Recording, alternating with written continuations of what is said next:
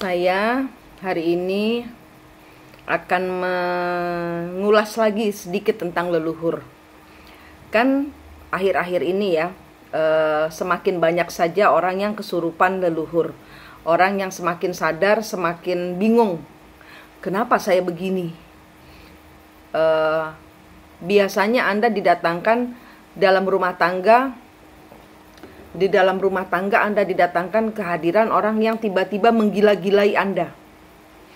Kemudian beberapa orang mungkin bermasalah dengan sopirnya, dengan pembantunya, dengan tetangganya. Sesuatu masalah yang tidak bisa Anda logika sama sekali. Tiba-tiba Anda merasa seperti orang ini kenapa sih? Kok teriak-teriak di jalan? Contohnya. Ada seorang ibu yang datang kepada saya untuk meminta bantuan bertemu menuntaskan masalah ada apa dengan leluhur saya. Karena tiba-tiba dia nggak ada hujan, nggak ada angin, diteriakin LONTE gitu. Sama seorang lelaki yang tidak dia kenal. Kemudian orang ini bilang, kamu ngata-ngatain lah perempuan ini. Kamu meninggalkan saya. Kamu Sekarwangi, kamu berselingkuh dengan Damar Wulan. Ibu ini bingung. Nama saya bukan Sekarwangi. Damar Wulan bukannya ada di zamannya, historinya zaman Jawa-Jawa begitu. Oh, ibu ini bukan orang Jawa. Itu leluhur jiwa. Jadi tidak harus dari Jawa.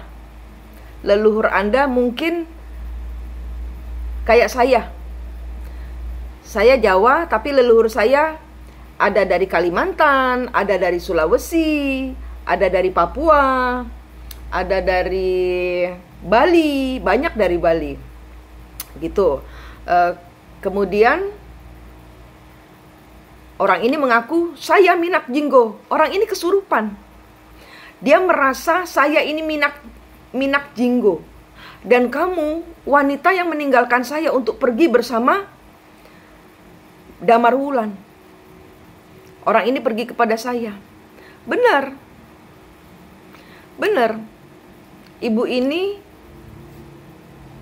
seperti kayak kena kesandung karma yang dia nggak ngerti kapan saya berselingkuh. Itu leluhur. Jadi kadang wadah hati kita nggak tahu kapan kita punya leluhur Minak Jinggo, Sekarwangi, Damar Wulan. Kapan kita punya leluhur Brawijaya. Saya membantu beliau untuk bertemu dengan kembar jiwanya. Caranya Anda bisa lihat di proses Twin Flame. Kalau dengan saya berbayar. Tapi saya sudah ajarkan gratis, banyak yang tercerahkan dengan satu, Anda bertemu kembar jiwanya. Kedua, leluhur yang bersangkutan, leluhurmu sendiri itu ada di belakang kembar jiwa. Jadi yang keterawang sama orang-orang, dukun-dukun atau mata batin, orang yang sudah tercerahkan mata ketiganya, mata batinnya bisa melihat itu adalah leluhur yang mau balas dendam, bukan leluhurnya dia sesungguhnya. Gitu, baru setelah ketemu dengan di belakangnya dia ada Minak Jinggo yang mau balas dendam kepada wanita ini karena sakit hati ditinggalkan. Kemudian Sekarwangi ditanyain, bener nggak? Gitu loh. Jadi di belakangnya dia, di belakang kembar jiwanya dia ada Ibu Sekarwangi. Nah, betul. Kemudian minta maaf. Dan diputus tali rantainya dan berjanji untuk membayar karma dari Sekarwangi. Karena orang-orang yang kedatangan leluhur itu adalah mereka harus menuntaskan apa yang belum selesai di masa lalu. Gitu. Kemudian ada juga ceritanya Dewi Danu. Ada juga Dewi Danu itu adalah istri dari Raja Jayapangus. Raja Jayapangus ini sebelum dengan Dewi Danu, dia meninggalkan seorang istri yang tidak punya anak. Dia mencari, dia kemudian pergi, kemudian bertemu dengan Dewi Danu dan mempunyai anak satu. Istrinya pergi mencari suaminya. Dan terjadilah pertikaian antara Dewi Danu dengan Kancinwe. Ada hal yang belum dituntaskan, yaitu Ibu Dewi Danu mengutuk Kancinwe dan Raja Jayapangus. Kutuk inilah yang harus dicabut. Kutuk inilah yang harus dicabut. Rantai, tali dan rantainya itu harus diputus. Caranya bagaimana memutus siklus-siklus seperti itu? Satu, ketemu kembar jiwanya. Kembar jiwa itu yang oleh orang-orang bule disebut twin flame. Itu bukan pasangan. Twin flame itu adalah gaibnya diri kita sendiri. Di belakang gaibnya kita ada gaibnya leluhur. Itu yang harus diputus. Kalau cinta twin flame tidak boleh ditabrak, karena kalau nabrak akan terjadi pengulangan siklus. Dan orang-orang yang kena siklus leluhur biasanya keuangannya seret, keuangannya macet. Biasanya ada hubungannya dengan hutang di masa lalu. Misalnya Anda raja yang mengambil upeti dari masyarakat terlalu banyak. Kemudian ada rakyat yang menderita.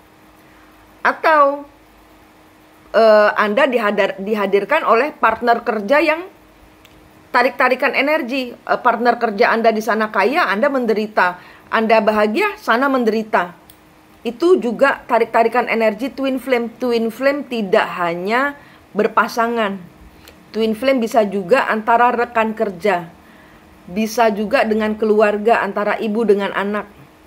Kalau zaman dahulu, Ibu Malin Kundang mengutuk anaknya, sekarang muncullah anak-anak yang kurang ajar sama ibunya. Nah, itu siklus-siklus yang harus diputus kutuk dan rantainya. Ada juga seperti Mak Lampir, Siti Lampir. Nah, Siti Lampir adalah seorang putri yang cantik, yang mengorbankan segala-galanya demi orang yang dicintainya. Tapi setelah semua pengorbanannya itu, dia ditinggalkan. Setelah si Datuk Kumbang ya, Datuk Kumbang ini mempunyai kedudukan, bisa hidup lagi, bisa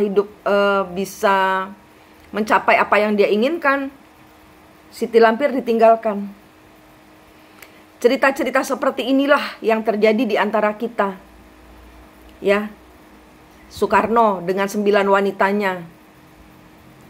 Terjadi lagi pengulangan siklus di mana banyak lelaki yang menghadirkan 9 wanita.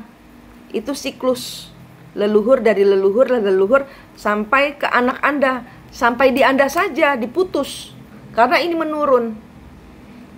Karena cinta twin flame ini sangat sakit dan kita bingung. Kita seperti bukan menjadi diri kita sendiri. Nah itu, kuncinya satu, pegangan sama Allah yang Maha Cahaya, Tuhan yang Maha Cahaya, Zat yang bercahaya, yang Anda yakini, ini menjadi penerang hidupku. Ya, jadi leluhur itu ada di dalam kehidupan kita karena ada hal-hal yang belum tuntas di masa lalu. Nah ini, Anda, cawan-cawan hati Anda ini harus bersih. Karena Anda menjadi agen perdamaian untuk menyelesaikan urusan leluhur yang belum selesai. Selesaikan dengan cara ketemu kembar jiwanya, diputus siklusnya, diputus tali dan rantainya, dilihat leluhur di belakangnya kembar jiwa. Caranya sudah saya ajarkan di prosesi twin flame. Kalau dengan saya berbayar, tapi sudah saya ajarkan caranya gratis. Silahkan dipelajari. Kalau Anda mempunyai masalah yang sama, karena banyak yang terlibat kasus yang sama. Semoga saya bisa membantu.